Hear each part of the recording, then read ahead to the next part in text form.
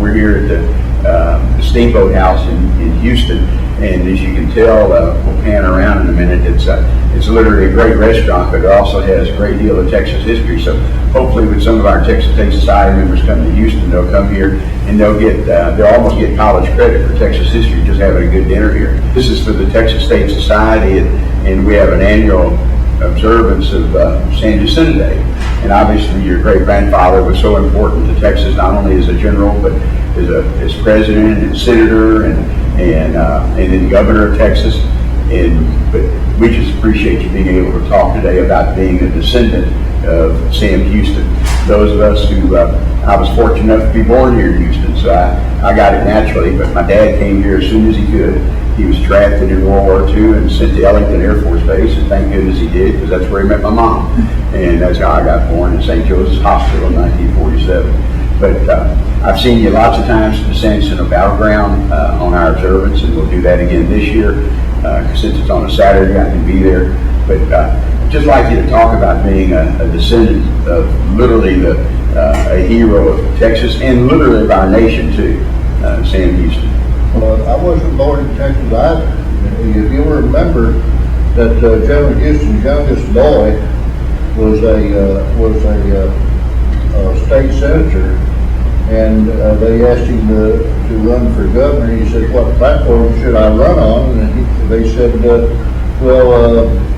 why don't you run on your dad's platform? He did pretty good with it." It irritated him so bad because he was quite an individual himself that he said a Tubbs has to stand on his own feet, and walked out and went to I went up to Panhandle, Texas, around Mobile, Texas, where he became a lawyer, and later on moved into Woodward, Oklahoma.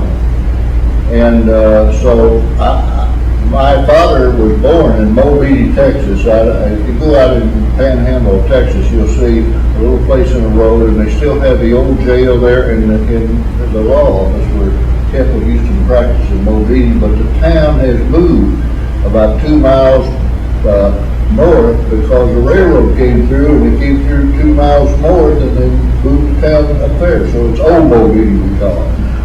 That happens today, by the way, with our interstates. You never get the people in the town to move out to the interstate.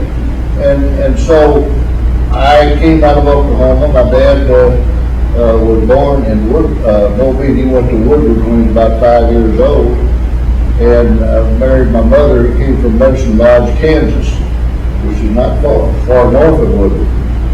I was born in Claremore, Oklahoma. Now, you know where Claremore is. That's northeast of Tulsa. And the only two things they have of note is, besides me being born in the Air Force, is the hometown of Patty Page, hometown of Will Rogers, and I understand Garth Brooks has been around there somewhere. I don't know if he was born in that area, but they keep talking about Garth Brooks as a Claremore boy. I don't know that he was born in Claremore.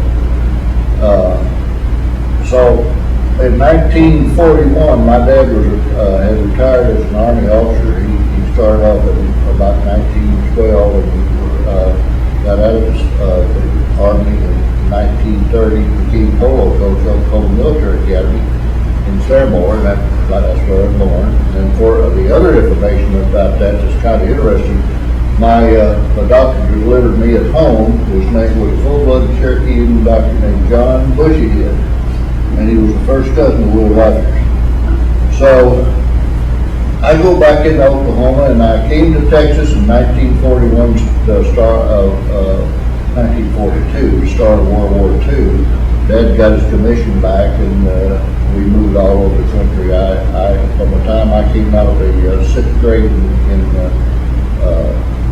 school until the time I went into Allen Military Academy in Bryan, Texas. In the 11th grade, I was in 16 different schools. So my education is all over Louisiana, Texas, Oklahoma, and New Mexico. But Texas has claimed most of the states at any given time. I'd rather be in Texas. It's like Ron Stone used to say. If you remember Ron Stone, the old Channel 2 news lead, he'd say, I wasn't born in Texas, but I got here just as soon as I can. And that's about the same way to me. We were talking about Texas, and you come out of the east end of Texas. I'm from the east end boy in Houston, and one of the first votes I voted for when I moved into the district, he said, for you. So you covered that for us. So, see, I at least had something. I said, well, I got him in there now, I can't get him out. Well, you don't want to. Your brother's still a constituent. You don't want to. I think you've done a good job. I really appreciate, there's 2 or 3 things you've done that I just really appreciate you doing. You've been a staunch supporter of education, and we have to have education for all young people. It's like I say, it's a privilege, it's a right. And we have to have education in our school system. You've also been a standing champion of the Baptist Ship Texas, which we have to, it's a great ship. It's been here in Texas, got it in 1946, I believe, under Preston Smith. And it's right where it should be. It's beautiful. But also, you've been a staunch supporter of the San Jacinto battlefield for Texas won their independence and for Mexico. And for that, I thank you. A lot of our political people don't look at historical value of where they come from, and you do. And so I always appreciate you running that. Well, Texas is growing. It's always been, literally since the independence of Texas. We've been growing, and we're still going to grow. And you're such a part of that history. And thank you for. I know a few years ago we had a historical marker at the Sam Houston High School that those of us who grew up in Houston called the New Sam Houston, even though it was opened, I think, in 1959. It's and you were there, and I was surprised at the number of students who were so impressed that, you know, they go to Sam Houston High School, they read about Sam Houston in the history books, but to be able to put that together with you and your wife being there that day, I think that was so important. Plus, we got to unveil that historical marker.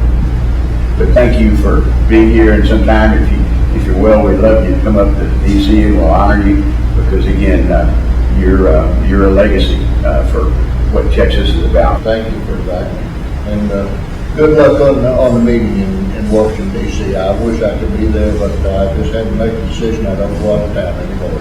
Thank you. Time traveling through Texas when me. I wanna go time traveling through Texas when me. I wanna be there to breathe the air and see all I can see in my Texas time traveling machine.